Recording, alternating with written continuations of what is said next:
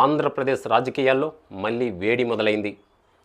ముఖ్యంగా సీనియర్ నాయకుడు Rajahmundry rural MLA Gorantla Buchaiah Chowdary మాజీ ముఖ్యమంత్రి వైఎస్ జగన్మోహన్ రెడ్డి మీద విరుచుకుపడ్డారు.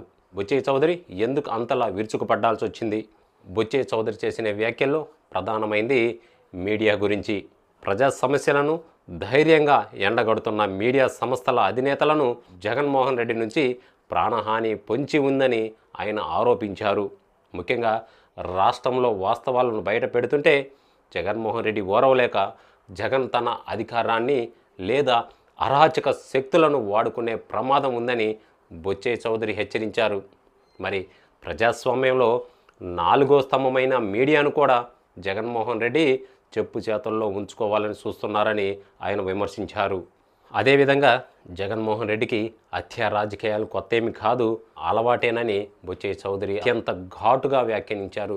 రాష్ట్రంలో ఫ్యాక్సినిజం తరహా రాజకీయాలను జగన్మోహన్ రెడ్డి ప్రోత్సహిస్తున్నారని, తన మార్గానికి అడ్డు వచ్చిన వారిని ఏ రంగంలోనైనా పక్కన తప్పించే నైజం ఆయనకు ఉందని ఆరోపించారు. మరి ఇప్పుడు ఈ వ్యాఖ్యలు ఇప్పుడు రాజకీయ వర్గాల్లో పెద్ద దుమారాన్నే రేపుతున్నాయి.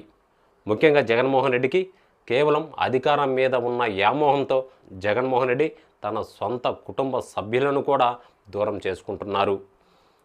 ముఖ్యంగా వివేక హత్య కేసును ప్రోత్సహిస్తూనే తన తోబుట్టువులను, అదేవిధంగా తన తల్లిని కూడా రాజకీయ అవసరాల కోసం ఎలా పక్కన పెట్టారో ప్రజలందరూ గమనిస్తున్నారని ఆయన మళ్ళీ గుర్తు చేశారు. ముఖ్యంగా సొంత కుటుంబాన్నే కలుపుకోలేని వ్యక్తి రాష్ట్రాన్ని ఎలా నడుపుతారో అని మరి బుచ్చయ్య చౌదరి ఆరోపించారు. మొత్తానికి బుచ్చయ్య చౌదరి చేసిన ఈ వ్యాఖ్యలు ఇప్పుడు వైసీపీ శ్రేణుల్లో కల్లోలం రేపుతున్నాయి.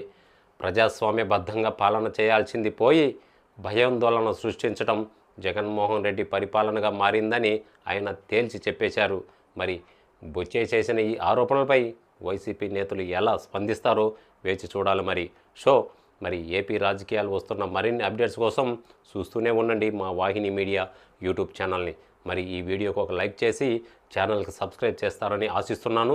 మరో మంచి వీడియోతో మళ్ళీ మీ ముందుకు వస్తాను. నా పేరు విశ్వరూపాచారి.